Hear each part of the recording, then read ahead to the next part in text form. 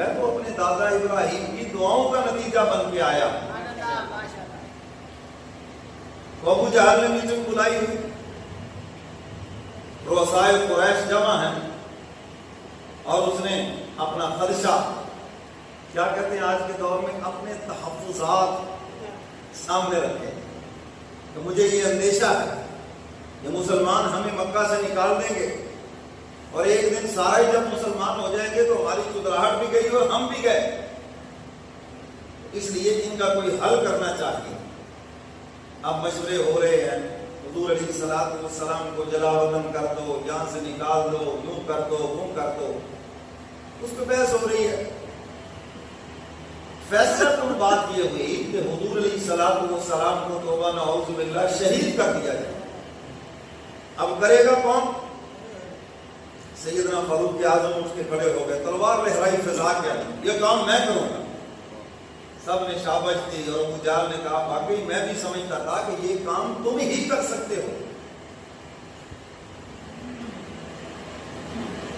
سیدنا فاروق اعظم نے تلوار لی اور حضور کی طرف چل دیے، اور ابو جہل نے وہ کیا کہتے ہیں پگڑے بجائی، اور ساتھ والوں سے کہنے لگا لو آج پتہ چلے گا نا، آج قصہ تمام ہو جائے گا، بس تم جشن کا انتظام کرو، ناچنے والیوں کا انتظام کرو، شراب کا انتظام کرو، جشن کا انتظام کرو.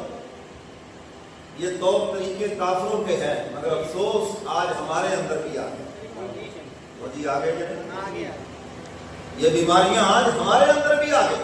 شادی کا موقع، خوشی کا موقع ہے، سارے کرتوت کرتے ہیں یا نہیں کرتے؟ بولو بھائی، یہ سارے کرتوت وہاں ہوتے ہیں کہ نہیں؟ ناچ گانا بھی ہو رہا ہے، ڈانس بھی ہو رہا ہے، اور اللہ کے نبی فرما رہے ہیں قرب قیامت لوگ شراب کو مشروب سمجھ کر پیئیں گے، اور جو شراب کا عادی ہے شب قدر کی رات بھی اس کی بخشش نہیں ہوتی جب تک وہ اس سے توبہ نہ کرے، جب تک چھوڑے نہ اس کو. اللہ نے ہزاروں مشروب پیدا کیے، ایک ہی پابندی لگائی ہے نا بس.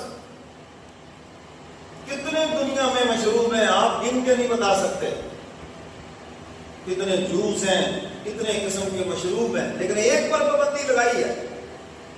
اور ساتھ یہ بھی فرمایا کہ ہماری پابندی کو قبول کر لو، قیامت کے دن ہم تمہیں شرابن طہورا پلائیں گے انشاءاللہ. ومزاجہ من تسنیم، قرآن نے اس کا مزاج بھی بتایا، اس کا ذائقہ بھی بتلایا. ایسا خوبصورت ذائقہ، ایسی خوشبو، پینے والوں کی عقل اور تیز ہو جائے گی.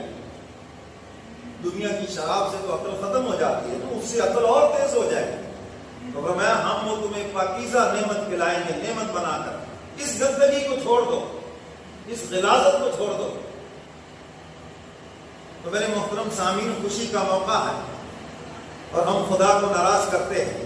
ہماری خوشیاں کیسے پایا تکمیل پہنچے؟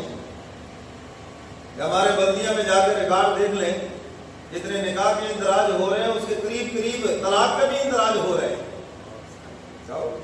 دور کی بات نہیں ہے، روز کا تماشا ہے یہ. کیوں؟ ہم نے اللہ کو ناراض کیا ہے. اور اللہ فرماتے ہیں جب مجھے ناراض کر کے مخلوق کو راضی کرنا چاہو گے، اب تعالیٰ فرماتے ہیں اس مخلوق کو میں تم سے کبھی بھی راضی نہیں ہونے دوں گا. آپ نے جو سارے گول گباڑے کیے، فوتگی کے موقع پر بھی ساری رسومات کی، تیجا شریف، سادہ شریف، 9واں شریف، 11واں شریف، 20واں شریف، 21واں شریف، 40واں شریف، ہر جمعرات شریف، اور پھر برسی شریف. تو پھر کیا آپ کی قوم راضی ہو گئی آپ سے؟ نہیں. بولو، برادری راضی ہو گئی؟ جھنڈے لگائے ہوئے ہیں نا آپ کے، بڑا اچھا ہے ہمارا چچا ہے، بڑا اچھا ہمارا فلانا ہے، وہ پھر بھی آپ سے ناراض ہیں. کیوں ناراض ہیں؟ اس لیے ناراض ہیں کہ آپ نے اللہ کو ناراض کیا اور اس کے محبوب کو ناراض کیا. اللہ فرماتے ہیں مجھے ناراض کر کے چاہے آپ برادری کو راضی کرنا چاہیں، چاہے آپ اپنی اولاد کو راضی کرنا چاہیں، چاہے آپ دنیا کے لوگوں کو راضی کرنا چاہیں، اللہ فرماتے ہیں میں نے راضی نہیں ہونے دینا. اور اگر تم مجھے راضی کرو، دنیا تم سے ناراض ہو جائے، اللہ فرماتے ہیں میں ذمہ داری لیتا ہوں کہ میں پھر کفایت کروں گا. کیونکہ سب کے دل کس کے قبضے میں؟ اللہ کے قبضے میں. اللہ فرماتے ہیں مجھے راضی کر لو، حکمرانوں کو بھی تمہارے اوپر مہربان کر دوں گا، اور جو لوگ تم سے ناراض ہیں فرمایا کے شر سے تکلیف سے تمہیں بچا لوں گا، شرط یہ ہے کہ تم مجھے راضی کر دو۔ توحید تو یہ ہے خدا حشر میں یہ کہہ دے، توحید تو یہ ہے خدا حشر میں یہ کہہ دے کہ بندہ دو عالم سے خفا میرے لیے ہے۔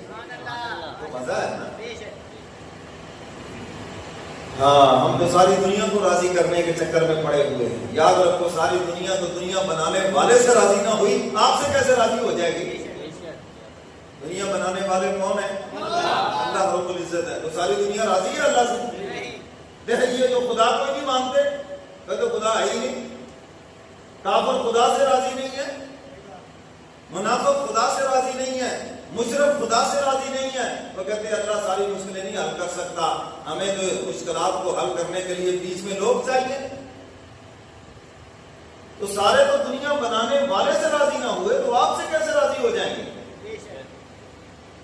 اور سیدنا علی مرتضیٰ رضی اللہ تعالیٰ عنہ کا بھی قول سن لیں، ملفوظ سن لیں، فرمایا وہ سب سے بڑا منافق ہے جس کا معاشرے میں کوئی مخالف ہی نہیں ہے۔ حضرت علی کا یہ قول ہے، فرمایا وہ سب سے بڑا منافق ہے جس کا مخالف نہیں ہے کوئی۔ فرمایا حق کہنے والوں کے مخالف ہوتے ہیں، حق پرستوں کے مخالف ہوتے ہیں، سچے لوگوں کے جھوٹے لوگ مخالف ہوتے ہیں، اچھے لوگوں کے برے لوگ مخالف ہوتے ہیں۔ فرمایا جس کا کوئی مخالف ہی نہیں، اس سے بڑا تو منافق ہی کوئی نہیں ہے۔ وہ تو ہر گڑھے کا ڈھکن فٹ ہے، جہاں مرضی فٹ کر دو اس کو۔ سن رہے ہو بات کہ نہیں؟ تو اس لیے مخالفت کا ہونا کوئی بری چیز نہیں ہے، اصولوں پہ آپ کو ڈٹنا چاہیے، حق بات پہ ڈٹنا چاہیے، پرواہ نہیں کرنی چاہیے کہ رشتے دار مخالف ہو گئے، دوست مخالف ہو گئے، فلاں کیا کہے گا، یہ کیا۔ آپ ایک دیکھیں، میرا مولا راضی ہے مجھ سے، بس میرا رب مجھ سے راضی ہے، بس اس کی پرواہ کرے۔ حضرات صحابہ کرام کی ساری دنیا مخالف تھی، کیا بگاڑ لیا ان کا؟ دنیا کی سپر طاقت خدا نے ان کے قدموں میں سر نگو کر دی، تو انہوں نے اللہ کو راضی کیا تھا، مولا کو راضی کیا تھا۔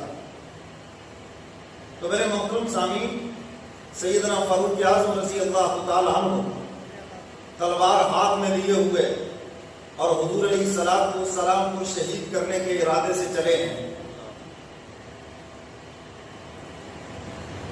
ابو جہل پارٹی خوشیاں منا رہی ہے اور